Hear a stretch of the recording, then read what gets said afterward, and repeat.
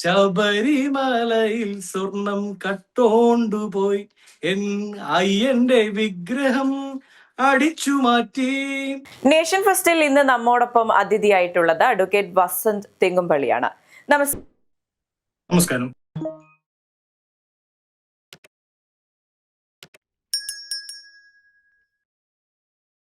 എന്തൊക്കെയാണ് കേരളത്തിൽ നടക്കുന്നത്?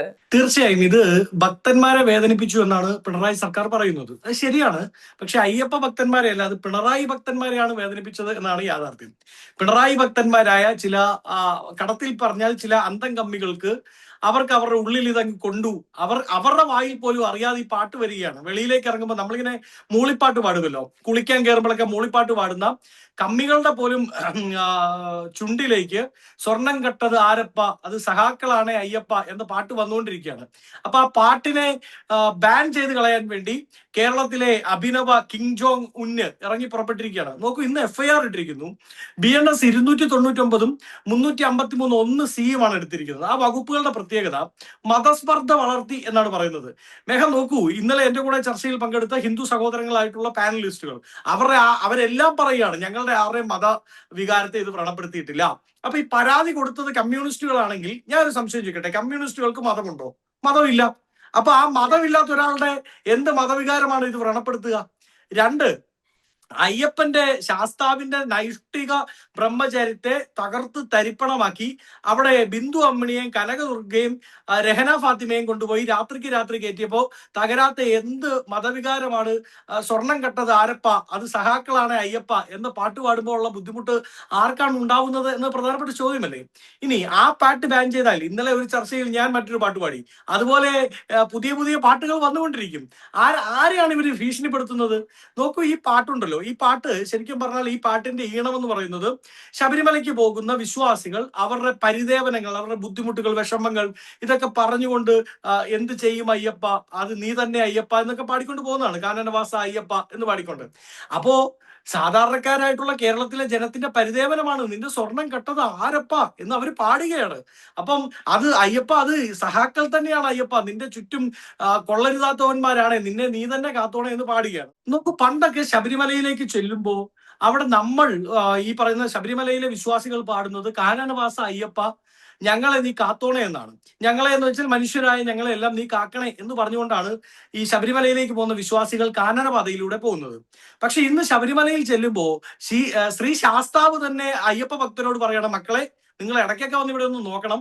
കഴിഞ്ഞ ദിവസം നമ്മുടെ പ്രസിഡന്റ് വന്നപ്പോൾ ആ കൂടെ വാസവൻ വന്നായിരുന്നു. അടുത്ത ദിവസം ഇനി പിണറായി വരുന്നുണ്ട് എന്ന് പറയുന്നത് കേട്ടു. പോറ്റിയെയും ബാക്കി ദേവസ്വം ബോർഡ് 2 പ്രസിഡന്റുമാരെ പറഞ്ഞു വിട്ടായിരുന്നു. 2 പ്രസിഡന്റുമാർ വന്നു പോയപ്പോ എന്റെ ദ്വാരപാലകരെ അവന്മാര് കൊണ്ടുപോയി. ഇനി പിണറായി വരുന്നുണ്ടെന്നാണ് പറയുന്നത് കേട്ടത്. ആ കൂടെ എന്നെ കൂടെ കൊണ്ടുപോകുന്നുണ്ടോ എന്ന് നോക്കിയേക്കണം. ഇടയ്ക്കൊക്കെ വന്ന് ഞാനിവിടെ ഉണ്ടോ എന്ന് നിങ്ങൾ ശ്രദ്ധിച്ചേക്കണം. അതിപ്പോ മണ്ഡലകാലം ആവാൻ വേണ്ടി ഒന്നും നിൽക്കണ്ട. മണ്ഡലകാലത്ത് അല്ലാത്ത സമയത്ത് ഇവന്മാർ അടിച്ചോണ്ട് പോയാൽ നിങ്ങൾ അടുത്ത തവണ വരുമ്പോൾ എന്റെ ഡ്യൂപ്ലിക്കേറ്റ് ആയിരിക്കും ഇവിടെ ഉണ്ടായിരിക്കുക എന്ന് അയ്യപ്പൻ നേരിട്ട് പരിദേവനം പാവപ്പെട്ട വിശ്വാസികളോട് പറയുകയാണ് എന്നുള്ളതാണ് യാഥാർത്ഥ്യം. സ്വർണം ചെമ്പ് പാളിയാക്കിയത് ആരാണ് എന്ന് ചോദിച്ചാൽ ഇന്ന് LKG പഠിക്കുന്ന കുട്ടികൾ വരെ പറയും അത് സഹാക്കളാണ് അയ്യപ്പ എന്ന് പറഞ്ഞാൽ എന്താ ഇവർക്ക് ബുദ്ധിമുട്ട്? ഇതിലൊന്നും ഞാൻ വലിയ അത്ഭുതം കാണുന്നില്ല മേഘ. കാര്യം അങ്ങേക്ക് അറിയാമെന്ന് ഞാൻ പ്രതീക്ഷിക്കുകയാണ്. ഈ ഫ്രഞ്ച് റവല്യൂഷന്റെയും റഷ്യൻ റവല്യൂഷന്റെ ഒക്കെ ഭാഗമായാണ് കമ്മ്യൂണിസ്റ്റ് പ്രസ്ഥാനം ഉണ്ടാകുന്നത്. അപ്പോ ഈ ഫ്രഞ്ച് റവല്യൂഷന്റെ കാലത്ത് അന്ന് അവിടെ 31,000 പള്ളികളാണ് ഇവർ കൊള്ളയടിച്ചത്. 31,000 പള്ളികൾ കൊള്ളയടിച്ചവരാണ് ഇവർ. അന്ന് റിപ്പബ്ലിക് ബാങ്ക് ഓഫ് ഫ്രാൻസ്, ആ ഫ്രാൻസ് കൊള്ളയടിച്ചവരാണ് ഇവർ. ഇന്ന് അവരുടെ പിൻതലമുറക്കാർ എന്താണ് കേരളത്തിൽ ചെയ്യുന്നത്? അവർ പള്ളിക്ക് പകരം അമ്പലം കൊള്ളയടിക്കുന്നു. ഫ്രഞ്ച് റിപ്പബ്ലിക് ബാങ്കിന് പകരം ഇവിടെ അയ്യന്തോള് കോപ്പറേറ്റീവ് ബാങ്ക് കൊള്ളയടിക്കുന്നു, അല്ലെങ്കിൽ കരുവന്നൂർ കോപ്പറേറ്റീവ് ബാങ്ക് കൊള്ളയടിക്കുന്നു. അതായത് കമ്മ്യൂണിസ്റ്റുകാരുടെ ത്വാത്വിക ആചാര്യന്മാർ എന്താണോ ചെയ്തത് അതവർ പിന്തുടരുകയാണ്. ഇനി അവർക്കെതിരെ വിമർശനം വരുമ്പോൾ സ്റ്റാലിൻ എന്താണ് ചെയ്തത്? അതേ പണി ഇവിടെ പിണറായിയും ചെയ്യുകയാണ്. പേരുകൊണ്ട് സ്റ്റാലിൻ തമിഴ്നാട്ടിലാണ് മുഖ്യമന്ത്രിയെങ്കിലും സ്വഭാവം കൊണ്ടും പ്രവൃത്തി കൊണ്ടും യഥാർത്ഥ സ്റ്റാലിൻ കേരളത്തിലാണ് മുഖ്യമന്ത്രിയായിരിക്കുന്നത്. അപ്പോ കേസെടുത്ത് അങ്ങ് ഭയപ്പെടുത്തി കളഞ്ഞേക്കാം, ഭീഷണിപ്പെടുത്തി കളഞ്ഞേക്കാം എന്നുള്ളതൊക്കെ വെറും അബദ്ധജടിലമായ ചിന്താഗതിയാണ് എന്ന് അവർ മനസ്സിലാക്കാൻ പോകുന്നതേ ഉള്ളൂ. അതെ, ഇടതുപക്ഷത്തിന്റെ കാര്യം പറയുകയാണെങ്കിൽ ആവിഷ്കാര സ്വാതന്ത്ര്യത്തിന് വേണ്ടി ഒരുപാട് മുറവിളി കൂട്ടിയിട്ടുള്ള ഒരു പാർട്ടി കൂടിയാണ്. അപ്പോൾ ഈ കാര്യത്തിൽ വരുമ്പോൾ ഇവരുടെ ആവിഷ്കാര സ്വാതന്ത്ര്യത്തിന് വേണ്ടിയുള്ള മുറവിളികൾ എവിടെ പോയി? അതെ, തീർച്ചയായും. നോക്കൂ, ഈ മഹാരാജാസ് കോളേജിലൊക്കെ SFI ആവിഷ്കാര സ്വാതന്ത്ര്യം എന്ന പേരിൽ എഴുതിയും വരച്ചും വെക്കുന്ന വൃത്തികേടുകൾ, തോന്നിവാസങ്ങൾ അത് നമ്മൾ കാണുന്നതാണല്ലോ. ദൈവ ശില്പങ്ങളെ ഏത് രീതിയിലാണ് അപമാനിക്കുന്നത് എന്ന് നമ്മൾ കണ്ടതാണല്ലോ. അയ്യപ്പൻ വിവാഹിതനാണ്, മാളികപ്പുറത്തമ്മയെ വിവാഹം കഴിച്ചു എന്ന് പറഞ്ഞത് CPM നേതാവാണ് കോവിഡിന്റെ സമയത്ത് ഈ സ്ത്രീകളെ അവിടെ പ്രവേശിപ്പിക്കാൻ വേണ്ടി.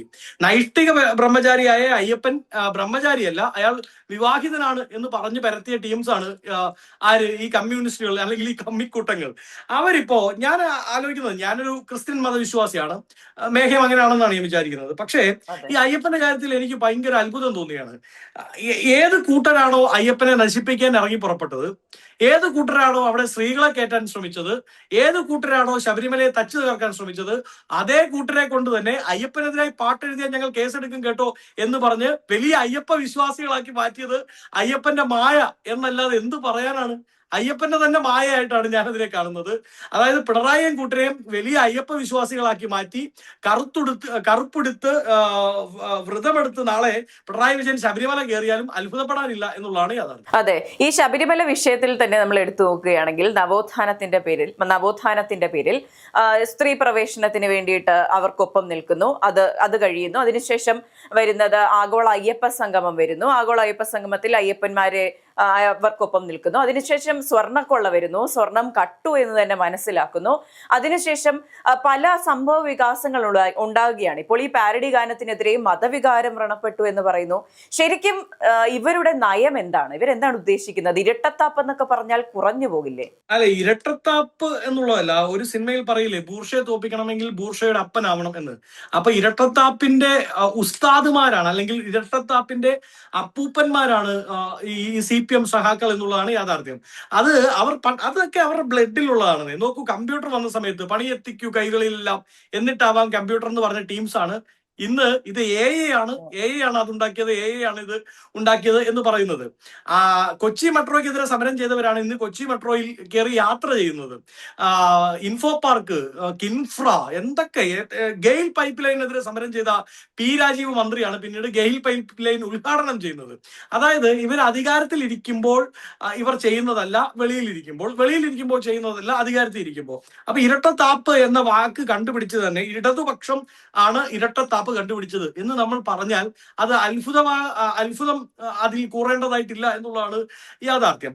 അങ്ങ് സൂചിപ്പിച്ചതുപോലെ ആദ്യം ഇവർ ശബരിമലയെ തച്ചു തകർക്കാൻ ശ്രമിക്കുന്നു. പിണറായി വിജയന്റെ ലക്ഷ്യം എന്തായിരുന്നു അറിയാമോ?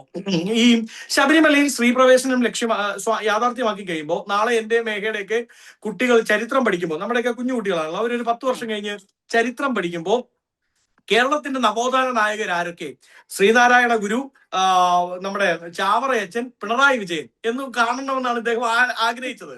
അതായത് ശിവപ്രതിഷ്ഠ നടത്തിയ ശ്രീനാരായണ ഗുരുദേവൻ, പള്ളിക്കൊപ്പം പള്ളിക്കൂടം യാഥാർത്ഥ്യമാക്കിയ ചാവറയച്ചൻ, ഒപ്പം തന്നെ ശബരിമലയിൽ സ്ത്രീ പ്രവേശനം യാഥാർത്ഥ്യമാക്കിയ പിണറായി വിജയൻ നവോത്ഥാന നായകൻ എന്നാക്കാൻ വേണ്ടിയാണ് ശ്രമിച്ചത്. പക്ഷെ ജനം അടിച്ച് കൈ കൊടുത്തു. 19 സീറ്റാണ് ലോക്സഭാ തെരഞ്ഞെടുപ്പിൽ UDF ജനം എത്തിച്ചു നൽകിയത്. പത്തനംതിട്ടയിലൊക്കെ വലിയ പരാജയമാണ് CPM ഏറ്റുവാങ്ങേണ്ടി വന്നത്. അപ്പോൾ അവർ ട്രാക്ക് മാറ്റി. അയ്യോ, ഞങ്ങളെല്ലാം വലിയ അയ്യപ്പ ഭക്തന്മാരാണ്, ഞങ്ങൾ എല്ലാ ദിവസവും അയ്യപ്പനെ ധ്യാനിക്കുന്നവരാണ്, എല്ലാ ദിവസവും ഞങ്ങൾ കാണുന്നത് സ്വാമിയെ അയ്യപ്പ, വാവര് സ്വാമി എന്ന് പറയുന്ന ഏഷ്യാനെറ്റിലെ സീരിയല് വീണ്ടും വീണ്ടും എല്ലാ ദിവസവും എപ്പിസോഡ് ഇട്ട് കാണുന്നവരാണ് ഞങ്ങൾ എന്ന കണക്കിനാണ് ഇവർ അവതരിപ്പിക്കുന്നത്. എന്നിട്ട് ഇവർ അയ്യപ്പ ഭക്തരാവാൻ വേണ്ടി ചമഞ്ഞുകൊണ്ട് ഇത് നടത്തി. നമ്മുടെ ആഗോള അയ്യപ്പ സംഗമം നടത്തി. ആഗോള അയ്യപ്പ സംഗമം നടത്തിയതിന്റെ അകത്ത് പിണറായി വിജയനും കുടുംബവും അല്ലാതെ വേറെ ആരും വന്നില്ല എന്നുള്ളതാണ് നമുക്ക് മനസ്സിലാവുന്നത്. ഒഴിഞ്ഞ കസേരകൾ ഒരുപാടുണ്ടായിരുന്നു, കസേരകളുടെ സംഗമമായിരുന്നു. അങ്ങനെ അഖിലലോക കസേര സംഗമത്തിന് ശേഷം ജനം മനസ്സിലാക്കിയത് ഇത് വലിയ കൊള്ളയാണ് അവിടെ നടക്കുന്നത്. നോക്കൂ, ബഹുമാനപ്പെട്ട കേരളത്തിന്റെ ഹൈക്കോടതി തന്നെ ഏതാണ്ട് 2000 കോടി രൂപ അടുത്തുണ്ടാവാൻ സാധ്യതയുള്ള ഒരു തട്ടിപ്പാണ് അവിടെ നടന്നത് എന്നാണ് പറയുന്നത്. ഒരു അമ്പലവുമായി ബന്ധപ്പെട്ട് ഇന്ത്യയിൽ കേട്ടിട്ടില്ലാത്ത ഏറ്റവും പ്രധാനപ്പെട്ട ഒരു കൊള്ളയാണ് ഈ നടന്നിരിക്കുന്നത്. അപ്പൊ അത് വിമർശിക്കാൻ പാടില്ല, അത് പറഞ്ഞാൽ പ്രശ്നം ഉണ്ടാവും. മതസ്പർദ്ധ വളർത്തി എന്ന് പറയുന്നതിന്റെ അകത്ത് വലിയൊരു അപകടം കൂടിയുണ്ട്. നമ്മൾ ജോക്സ് എപ്പാട്ട്, ഒരു അപകടം എന്താണെന്ന് അറിയാമോ? ഈ പാട്ടുണ്ടാക്കിയത് ഒരു മുസ്ലിം സഹോദരനാണ്, പാട്ട് പാടിയത് ഒരു മുസ്ലിം സഹോദരനാണ്. അപ്പോ ആ മുസ്ലിം ഹിന്ദു വികാരങ്ങളെ തമ്മിലടിപ്പിച്ച് അതിൽ നിന്ന് രക്തം കുടിക്കാം എന്നുള്ള ശ്രമത്തിലാണ് പിണറായി വിജയനും കൂട്ടരും ഇറങ്ങിയിരിക്കുന്നത്. സംഘപരിവാരം പോലും പറയാത്ത രീതിയിൽ വർഗീയത പറയാൻ ശ്രമിക്കുകയാണ് പിണറായി കൂട്ടരും എന്നുള്ളതാണ് യഥാർത്ഥം. ഇത്തരത്തിൽ ആദ്യ ദിവസങ്ങളിൽ തന്നെ CPM-ന്റെ സൈബർ ഇടങ്ങളിൽ നിന്ന് കുഞ്ഞബ്ദുള്ള എന്നുള്ള ആളാണ് പാട്ട് എഴുതിയതെന്നും ഒരു മുസ്ലിം വിഭാഗക്കാരൻ അയ്യപ്പന്റെ പാട്ട് ദുർവ്യാഖ്യാനിച്ചു എന്ന തരത്തിലുള്ള പ്രചാരണങ്ങൾ ഉണ്ടായിരുന്നു. ഇതെല്ലാം ഇതിന്റെ എല്ലാം ഒരു ബാക്കി പത്രമായിരുന്നു. ഇപ്പോൾ കേസ് എടുത്തിട്ടുണ്ട്. 4 പേർക്കെതിരെയാണ് ഇപ്പോൾ ആദ്യഘട്ടത്തിൽ കേസ് എടുത്തിരിക്കുന്നത്. അടുത്ത ഘട്ടത്തിൽ ഷെയർ ചെയ്തവർക്കെതിരെയും കേസ് ഉണ്ടാകാനുള്ള സാധ്യത തള്ളിക്കളയാനാവില്ല, അല്ലെ?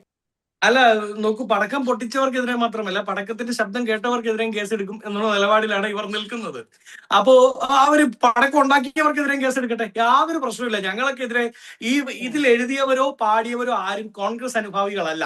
പക്ഷെ ഞാൻ ഒരു ഉറപ്പ് പറയാം, കോൺഗ്രസിന്റെ ലീഗൽ ടീം അത് പൂർണ്ണാർത്ഥത്തിൽ ഞങ്ങൾ അവർക്കൊപ്പം അടിയുറച്ചു നിൽക്കും. ഇനി അതിനുവേണ്ടി സുപ്രീം കോടതിയിൽ ഞങ്ങളുമായി ബന്ധപ്പെട്ട് നിൽക്കുന്ന പ്രധാനപ്പെട്ട അഭിഭാഷകരുണ്ട്. മനു അഭിഷേക് സിംഗ്വി ഉണ്ട്. തൊട്ട് സുപ്രീം കോടതിയിലെ എണ്ണം പറയാൻ പറ്റുന്ന അഭിഭാഷകരെല്ലാം കോൺഗ്രസ്സുകാരാണ്. അവരുടെ സഹായം ആവശ്യമാണെങ്കിൽ പോലും അതും അവർക്ക് ഞങ്ങൾ ഒരുക്കി കൊടുക്കും. കാരണം ഇവർ പറയുന്ന ആ ഇരട്ടത്താപ്പ് ഉണ്ടല്ലോ, ഈ ആവിഷ്കാര സ്വാതന്ത്ര്യവുമായി ബന്ധപ്പെട്ട്, ആ ഇരട്ടത്താപ്പ് കോൺഗ്രസിനില്ല എന്ന് ഈ ഒരു വിഷയത്തോടു കൂടി ബോധ്യപ്പെടും എന്നതിൽ സംശയമൊന്നും വേണ്ട. അപ്പോ സ്വാഭാവികമായും അത്തരത്തിലുള്ള ഒരു പ്രതിസന്ധിയിലേക്ക് ഞാൻ ചോദിക്കട്ടെ, നാദിർ ഷാ കലാഭവൻ മണിയും കൂടെ മന്ത്രിയെ പയ്യപ്പോ എന്ന് പാടിയപ്പോ ഇവരുടെ മതസ്പർദ്ധ വളർത്തിയിട്ടുണ്ടല്ലോ. അപ്പൊ അന്ന് കെ കരുണാകരനായിരുന്നു. കെ കരുണാകരന്റെ വണ്ടിയുടെ സ്പീഡ് സുപ്രസിദ്ധമാണ്, നമുക്ക് എല്ലാവർക്കും അറിയാം. അന്നത്തെ കാലത്ത് തന്നെ വണ്ടികളിൽ ഏറ്റവും സ്പീഡിൽ പോകുന്ന ഒരാളാണ് കെ കരുണാകരൻ. അങ്ങനെ ഓടിയത് കൊണ്ടാണ് കേരളം മുഴുവൻ അദ്ദേഹത്തെ ലീഡർ എന്ന് വിളിച്ചത്. എല്ലായിടത്തും അദ്ദേഹം അവൈലബിൾ ആയിരുന്നു. പക്ഷെ ആ സമയത്ത് മന്ത്രിയെ പയ്യപ്പോ എന്ന് നാദിർ ഷാ പാടിയപ്പോ, ശബരിമലയിലെ സോങ് ആയിട്ടുള്ള പാട്ട് ഒരു മുസ്ലിം സഹോദരനായ നാദിർ ഷാണ് പാടുന്നത് എന്ന് പറഞ്ഞ അന്നത്തെ സർക്കാർ കേസെടുത്തില്ലല്ലോ, അന്ന് കോൺഗ്രസ് ആവശ്യപ്പെട്ടില്ലല്ലോ. അപ്പൊ അതാണ് ഇവരും ഞങ്ങളും തമ്മിലുള്ള വ്യത്യാസം. ഇനി മറ്റൊരു കാര്യം എന്താന്ന് വെച്ചാൽ, ഇവർക്കിപ്പോ ഹാൽ ഇളകിയിരിക്കുകയാണ്. ആ ഇളകിയ ഹാല് വെച്ചുകൊണ്ട് മൂട്ടിൽ തീ പിടിച്ച്, വാലിന് തീ പിടിക്കുമ്പോൾ വാനരന്മാരോടുന്നത് പോലെ അവരങ്ങോട്ടും ഇങ്ങോട്ടും ഓടിക്കൊണ്ടിരിക്കുകയാണ്. ജനം അവരെ തൂത്ത് പറക്കി ഏറ്റവും അവസാനത്തെ ഒരു കാര്യം കൂടി, പിണറായി വിജയന് നവോത്ഥാന നായകനാവാൻ പറ്റിയില്ലെങ്കിലും മറ്റൊരു അവാർഡ് കിട്ടും. ലോക ചരിത്രത്തിൽ ആ അവസാനത്തെ കമ്മ്യൂണിസ്റ്റ് മുഖ്യമന്ത്രി എന്ന പദവിയിലൂടെ പിണറായി വിജയന് ഈ തെരഞ്ഞെടുപ്പിലൂടെ അദ്ദേഹം ആ പദവി കൂടി സ്വായത്തമാക്കുമെന്നതിൽ സംശയമില്ല. അതെ, ഇപ്പോൾ ഇതിന്റെ കൂടെ തന്നെ പറയേണ്ട മറ്റൊരു വിഷയമാണ്, കടകംപള്ളി സുരേന്ദ്രൻ ഒരു ഡീഫമേഷൻ കേസ് കൊടുക്കുകയാണ്, ഹർജി കൊടുത്തിട്ടുണ്ട്. VD സതീശനോട് ആവശ്യപ്പെടണം, എന്നെ ഇനി സ്വർണം കട്ടവൻ എന്ന് വിളിക്കരുത് എന്ന്. അത് എന്തിന്റെ അടിസ്ഥാനത്തിലാണ് എന്നറിയില്ല. അപ്പോൾ കേരളത്തിലെ മുഴുവൻ ജനതയ്ക്കെതിരെയും ഇത്തരത്തിൽ പരാതികൾ അദ്ദേഹം കൊടുക്കുമോ എന്നുള്ളതാണ് അടുത്ത ചോദ്യം. അല്ല, പണ്ടൊരു പാട്ടില്ലേ, വെറുമൊരു കള്ളനായവരെന്നെ കൊള്ളക്കാരൻ എന്ന് വിളിച്ചില്ലേ എന്നും പറഞ്ഞൊരു പാട്ട് പണ്ടുണ്ടല്ലോ. അതുപോലെയാണ്, വെറും ഒരു സ്വർണ്ണക്കള്ളനായ എന്നെ കള്ള എന്ന് വിളിക്കരുത് എന്ന് പറഞ്ഞു. ഇപ്പൊ ഡിഫമേഷൻ കേസൊന്നുമല്ല കേട്ടോ. കഴിഞ്ഞ ദിവസം കടകംപള്ളിയുടെ അഭിഭാഷകൻ ഞങ്ങളോട് ബഹുമാനപ്പെട്ട കോടതിയോട് ആവശ്യപ്പെടുകയാണ്, കള്ളാന്ന് വിളിക്കാതിരിക്കാൻ പറ്റുമോ? പറ്റില്ലല്ലേ. മറ്റേ സിനിമയ്ക്കകത്ത് ലാലേട്ടൻ ചോദിക്കില്ലേ, എന്നെ കൊല്ലാതിരിക്കാൻ പറ്റുമോ? പറ്റില്ലല്ലേ എന്ന് ലാലേട്ടൻ സോമനോട് ചോദിക്കുന്ന പോലെ അത്ര വികാര നിർഭരമായി വിഷമം കൂറി പാവപ്പെട്ട കടകംപള്ളി ചോദിക്കുകയാണ്, എന്നെ കള്ളാന്ന് വിളിക്കാതിരിക്കാൻ പറ്റുമോ? പറ്റില്ലല്ലേ. ഞാൻ ബഹുമാനപ്പെട്ട കേരളത്തിന്റെ പ്രതിപക്ഷ നേതാവിനോട് അഭ്യർത്ഥിക്കുകയാണ്, ദയവേത് അദ്ദേഹത്തെ ഇനി അങ്ങനെ വിളിക്കരുത്. അദ്ദേഹത്തിന്റെ മാനസിക വിഷമം വന്ന് വല്ല അറ്റാക്കും വന്ന് മരിച്ചുപോയാൽ കേരളത്തിലൊരു മുൻകാല മന്ത്രിയെ നമുക്ക് നഷ്ടപ്പെടും. അതുകൊണ്ട് തൽക്കാലം പ്രതിപക്ഷ നേതാവ് അങ്ങനെ വിളിക്കരുത് എന്ന് ഞാൻ അദ്ദേഹത്തോട് വളരെ വിനയപൂർവ്വം ആവശ്യപ്പെടുകയാണ്. പക്ഷെ ജനങ്ങൾ വിളിക്കില്ലേ? കടകംപള്ളി അതുവഴി നടന്നു പോകുമ്പോൾ കടകംപള്ളി ആ വഴി കൂടെ പോകുന്ന കുട്ടികൾ വിളിക്കില്ലേ സ്വർണ്ണക്കള്ള എന്ന്? പണ്ട് സ്വർണ്ണക്കള്ള എന്നല്ല വിളിച്ചോണ്ടിരുന്നത്. കടകംപള്ളിയുടെ ഒരു ഓഡിയോ ഒക്കെ പണ്ട് വെളിയിൽ വന്നത് വളരെ സുപ്രസിദ്ധമാണ്. അന്ന് റെയിൻകോട്ടുകാര എന്നാണ് നാട്ടുകാർ വിളിച്ചുകൊണ്ടിരുന്നത്. ഇതിന്റെ പേര് ഡിഫോമേഷൻ എനിക്ക് വരാൻ സാധ്യതയുണ്ട്. അപ്പോ റെയിൻകോട്ടുകാര എന്നാണ് വിളിച്ചുകൊണ്ടിരുന്നത്. ഇപ്പൊ സ്വർണ്ണക്കള്ള എന്നായല്ലോ. റെയിൻകോട്ടിനെക്കാട്ടിലും എത്രയോ നല്ലതാണ് സ്വർണം. അപ്പം സ്വർണം കുറച്ചുകൂടി അപ്ഗ്രേഡഡ് ആണല്ലോ. അപ്പൊ സ്വർണം കെട്ട കടകംപള്ളി നോക്കൂ, അതിൻ്റെ അകത്ത് വലിയൊരു സത്യമുണ്ട്. കാരണം പത്മകുമാറിലെത്തിയ അന്വേഷണം ഇന്ന് എന്തുകൊണ്ടാണ് സ്വിച്ച് ഇട്ട പോലെ നിന്നത്? കടകംപള്ളിയിലേക്ക് എത്തുമെന്ന യാഥാർത്ഥ്യം ഉണ്ടായപ്പോഴാണ്. തെരഞ്ഞെടുപ്പ് കഴിയുന്നോടം വരെ കടകംപള്ളിയെ ചോദ്യം ചെയ്യാൻ പാടില്ല എന്ന് SITക്ക് സംസ്ഥാന ഗവൺമെന്റ് അൺഒഫീഷ്യൽ നിർദ്ദേശം കൊടുത്തിട്ടുണ്ട്. അതുകൊണ്ടാണ് കടകംപള്ളിയിലേക്ക് അന്വേഷണം എത്താത്തത്. കടകംപള്ളിയിലേക്ക് അന്വേഷണം എത്തിയാൽ സ്വാഭാവികമായും അത് വാസവനിലേക്കും പിണറായി വിജയനിലേക്കും എത്താതിരിക്കാൻ പറ്റില്ല. കാര്യം പോറ്റിയെ റെക്കമെൻഡ് ചെയ്തത്, കടകംപള്ളിക്ക് റെക്കമെൻഡ് ചെയ്തത് ആരാണ് എന്നത് വ്യക്തമാക്കപ്പെടാനേ പോകുന്നുള്ളൂ. കാരണം പത്മകുമാർ അനിൽകുമാർ ജയിലിൽ പോകുന്നതിന് മുമ്പ് പറഞ്ഞൊരു കാര്യമുണ്ട്, ആയവരാണ് ഇതിന്റെ പിന്നിൽ എന്നാണ്. അപ്പൊ മേഘ നോക്കൂ, ഈ ദൈവസമാനൻ എന്ന് പറയുമ്പോൾ കഴിഞ്ഞ കാലങ്ങളിൽ കേരളത്തിൽ ഒരു ദൈവം മാത്രമേ ഉള്ളൂ, അത് അരിദൈവമാണ്. അരിദൈവം എന്ന് പിണറായി വിജയനെ വിളിച്ചത് സഖാക്കൾ തന്നെയാണ്. കിറ്റ് ദൈവം, അരിദൈവം, കാക്ക, സൂര്യൻ, പിന്നെ എന്തോ ഒരു ഒപ്പനപ്പാട്ടില്ലായിരുന്നോ, എന്താണ് പിണറായി വിജയ സഹാവേ കേരളത്തെ രക്ഷിച്ചവനെ എന്നും പറഞ്ഞുകൊണ്ട് NGO അസോസിയേഷന്റെ ഒരു വലിയ ഒപ്പന ഉണ്ടായിരുന്നല്ലോ. അപ്പോ കാക്കയും സൂര്യനും കാലനും മറുതയും കാടനും ഒക്കെ ആരാണ് എന്ന്, അതെ, ഇതൊക്കെ ആരാണ് എന്ന് കൊച്ചുകുട്ടികളോട് പോലും ചോദിച്ചാൽ അത് പിണറായി വിജയൻ സഖാവാണ് എന്ന് അവർ പറയുന്ന തരത്തിൽ അങ്ങനെ ആക്കി രജിസ്റ്റർ ചെയ്ത് വെച്ചിരിക്കുന്നത് ആരാണ്? അത് സഖാക്കൾ തന്നെയാണ്. അതുകൊണ്ട് ആ ദൈവസമാനൻ ആരാണ് എന്ന് ചോദിച്ചാൽ അത് പിണറായിയാണ്. പിണറായിലേക്ക് എത്താതെ ഈ അന്വേഷണം അവസാനിപ്പിക്കില്ല. അതെ, ഇത്തരത്തിൽ ഒരു കാര്യങ്ങളും വിമർശിക്കുന്ന ഒരു കാര്യങ്ങളും ഉന്നയിക്കുന്ന ഒരു ആരോപണങ്ങളും സമ്മതിച്ചു തരുന്ന പതിവ് CPM ഇല്ല, ഇടതുപക്ഷത്തിനില്ല എന്ന് വേണം മനസ്സിലാക്കാൻ. കഴിഞ്ഞ തദ്ദേശ തെരഞ്ഞെടുപ്പിന്റെ തോൽവി പോലും ഞങ്ങൾ തോറ്റിട്ടില്ല, തോറ്റ ചരിത്രം കേട്ടിട്ടില്ല എന്നാണ് പറയുന്നത്. ഇവരിനി എന്നാണ് സത്യങ്ങളെ അംഗീകരിക്കാൻ പോകുന്നത്? അല്ല, നോക്കൂ മേഘ, ഈ CPM തോൽപ്പിക്കാൻ വളരെ എളുപ്പമാണ്. ബംഗാളിൽ, ത്രിപുരയിൽ, ഇന്ത്യയിൽ ആകെ നമ്മൾ അവരെ തോൽപ്പിച്ചിട്ടുണ്ട്. പക്ഷേ തോൽപ്പിക്കുന്നതിന്റെ ഒരു 1000 ഇരട്ടി എഫോർട്ടാണ് ഇവരെ അതൊന്ന് പറഞ്ഞ് ബോധ്യപ്പെടുത്താൻ. നിങ്ങൾ തോറ്റു കേട്ടോ എന്ന് പറഞ്ഞ് ബോധ്യപ്പെടുത്താനുള്ളൊരു പാടുണ്ടല്ലോ. എന്തൊരു കഷ്ടപ്പാടാണ്. ബാക്കി സംസ്ഥാനങ്ങളിൽ ഇപ്പൊ തമിഴ്നാട്ടിൽ DMK AIDMK തോൽപ്പിക്കുന്നു. അവർക്ക് എന്തെങ്കിലും പ്രയാസമുണ്ടോ? DMK തോൽപ്പിച്ചു, അതിനുശേഷം അവർ പോയി അതാത് റിട്ടേണിംഗ് ഓഫീസറിന്റെ കയ്യിൽ നിന്ന് ജയിച്ച ലെറ്റർ മേടിക്കുന്നു, ഗവർണറെ സമീപിക്കുന്നു, സർക്കാർ ഉണ്ടാക്കുന്നു. ഇവിടെ എന്തൊരു കഷ്ടപ്പാടാണ്. ഇവന്മാരെ തോൽപ്പിച്ചാൽ മാത്രം പോരാ, തോൽപ്പിച്ച ശേഷം ഇവന്മാർക്ക് സ്റ്റഡി ക്ലാസ് കൊടുത്ത് ഇവന്മാരെ അത് മനസ്സിലാക്കിക്കണം. നിങ്ങൾ തോറ്റു. അത് ഇവര് പറയുന്ന ക്യാപ്സ്യൂളുകളെല്ലാം തിരിച്ച് വേറെ ക്യാപ്സ്യൂൾ കൊടുത്ത് അവർ തോറ്റു എന്ന് അംഗീകരിച്ച് അവരുടെ സമ്മതി പത്രം, ആ പത്രവും മേടിച്ചുകൊണ്ട് വേണം നമ്മൾ ഗവർണറെ സമീപിക്കാൻ. ഇല്ലെങ്കിൽ ഇവരുടെ കരച്ചിൽ സോഷ്യൽ മീഡിയ ഭാഷയിലൊക്കെ പറഞ്ഞ എന്താ പറയാ, ഈ വെറുതെ അങ്ങ് നിലം മെഴുകുകയാണ്. നിലം മെഴുകുക എന്നൊക്കെ കേട്ടിട്ടില്ലേ? വീട്, ആ നിലം മെഴുകുന്ന പരിപാടിയാണ് ഇവർ ചെയ്യുന്നത്. തോറ്റു. എന്തുകൊണ്ട് തോറ്റു? അവർ തോറ്റതാണ് യാഥാർത്ഥ്യം. അത് അക്സെപ്റ്റ് ചെയ്യുക, എന്നിട്ട് തിരുത്താനുണ്ടെങ്കിൽ അവർ തിരുത്തുക. അല്ലാതെ വെറുതെ അതിങ്ങനെ പറഞ്ഞ് നാണം കെടേണ്ട അവസ്ഥയിലേക്ക് ഒരു കമ്മ്യൂണിസ്റ്റ് പ്രസ്ഥാനം പോവുക എന്ന് പറയുന്നത് മാനക്കേടാണ് എന്നുള്ളതാണ് യാഥാർത്ഥ്യം. അതെ, അപ്പോൾ വസന്ത് കഴിഞ്ഞ ദിവസങ്ങളിൽ പാടിയ പാട്ട് കൂടി പാടി ഈ ചർച്ച അങ്ങ് അവസാനിപ്പിക്കാം.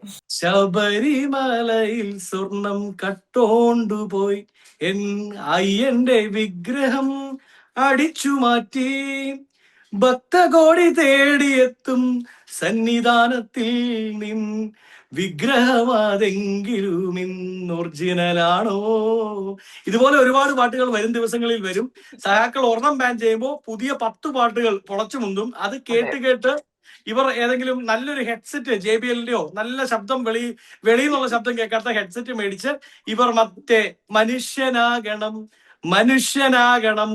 അടിച്ചു മാറ്റിയ സ്വർണമെല്ലാം തിരിച്ചു വെക്കണം എന്നത് പാടി കേട്ടോണ്ടെങ്കിൽ ഇരുന്നാൽ മതി എന്നുള്ളതാണ്. അതെ, ഏത് പാർട്ടി ആയാലും ഇത്തരത്തിലുള്ള കാര്യങ്ങൾ പൊതുജനം സ്വീകരിക്കും എന്നുള്ളതാണ്. അതിൽ പൊള്ളിയിട്ടോ അതിനെ അടിച്ചമർത്താൻ ശ്രമിച്ചിട്ടോ കാര്യമില്ല. മതനിരപേക്ഷതയോടെ ഇതെല്ലാം സ്വീകരിക്കുന്ന ഒരു ജനം കേരളത്തിലുണ്ട്. ചർച്ചയിൽ പങ്കെടുത്തതിന് നന്ദി വസന്ത്.